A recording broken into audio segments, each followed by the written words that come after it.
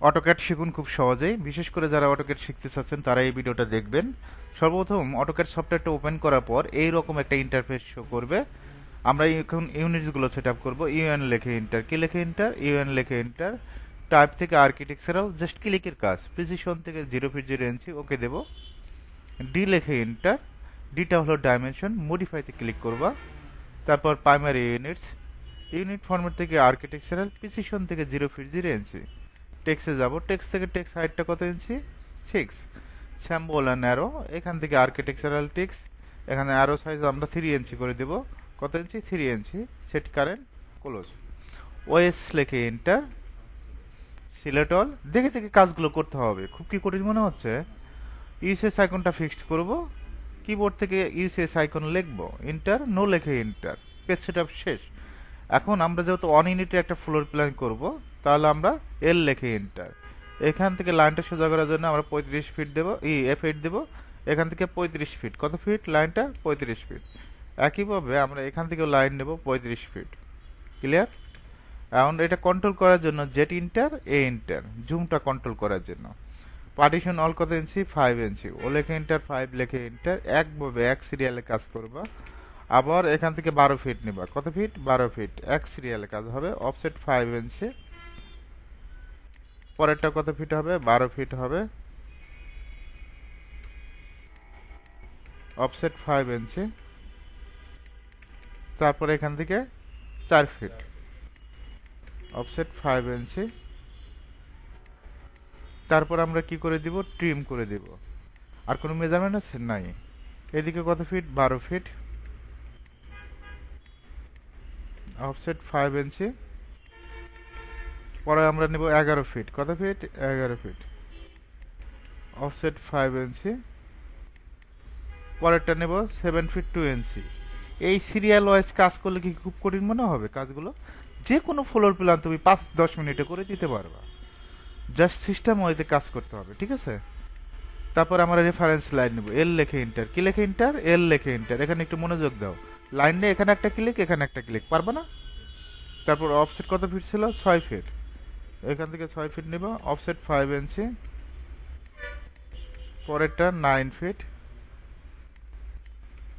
Offset 5 ইঞ্চি। তারপরে team করব, TR লেখে ডাবল এন্টার। এটা টিম করে দিবা, এটা টিম করে দিবা। অলরেডি শেপটা কি বের হয়েছে না? এল লেখে এন্টার। এই ফ্লোর প্ল্যানটাই অনেকেই মনে করো 1 দিন 2 দিন 3 দিনে করায়, আমি দেখছি। কিন্তু এই 3 দিনে করার কোনো মানে হয় না। সর্বোচ্চ 5 থেকে 10 মিনিট লাগবে। এখান থেকে 7 ফিট, কিচেনের জন্য কত ফিট, 7 ফিট। অফসেট 5 ইঞ্চি। আর এখানে হলো কমন টয়লেট, ওকে।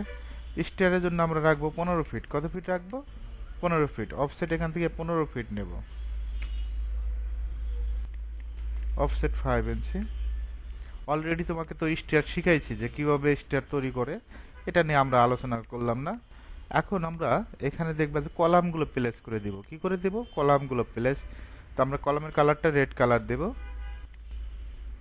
রেক্ট্যাঙ্গেল বানাবো, আর ইসি লেখে এন্টার, নাকি? এখান থেকে আমরা 10, আরেক দিকে 10, ওকে। কপি করব, সিপি লেখে এন্টার। এই বেস পয়েন্ট ধরবো, এই পয়েন্ট ধরে সুন্দরভাবে প্লেস করে দিব। জাস্ট প্লেসের কাজ, ওকে। এখন আমরা এই 3টা কলাম যদি সিলেক্ট করি, সিলেক্ট করার পর আমরা এটা কি কপি করতে পারবো না? সিপি লেখে এন্টার।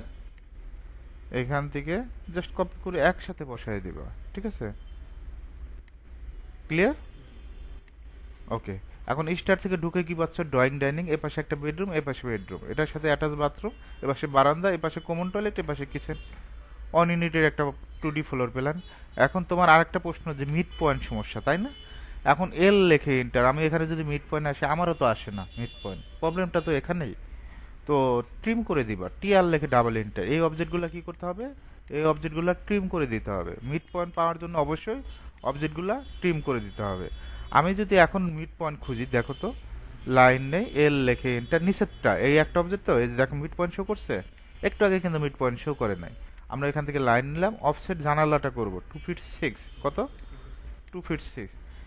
এখন এই 2 ফিট 6 নিলাম, তারপরে ট্রিম করে দিবা, টিআর লেখে ডাবল এন্টার, ট্রিম। তারপর এটাও ট্রিম করে দিবা। এটা কি রাখার প্রয়োজন আছে, নাই। এখন এখান থেকে আমরা উইন্ডোর কালারটা ব্লু কালার, রেক্ট্যাঙ্গেল নিব, আর ইসি লিখে এন্টার। এই পয়েন্ট থেকে এই পয়েন্ট, অফসেটটা 2 ইঞ্চি, কত ইঞ্চি?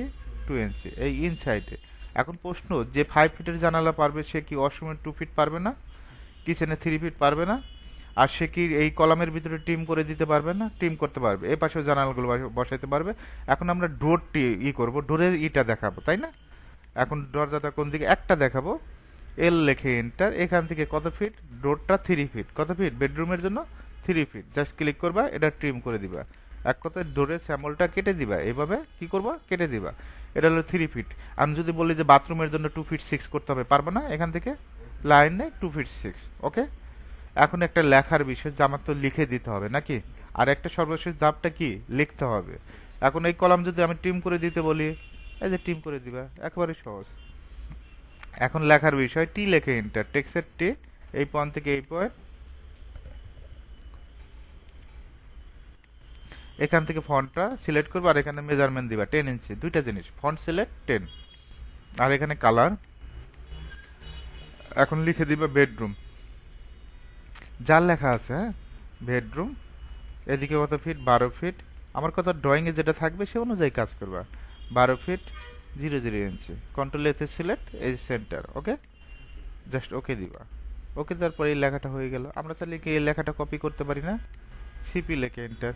এখন বারবার কি টি লিখে দেওয়ার সময় আছে বলো তো?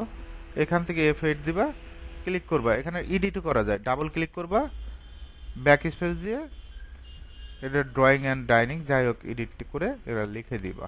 এভাবে চাইলে তুমি খুব কম সময়ের ভিতরে যে কোনো ফ্লোর প্ল্যান করতে পারবে।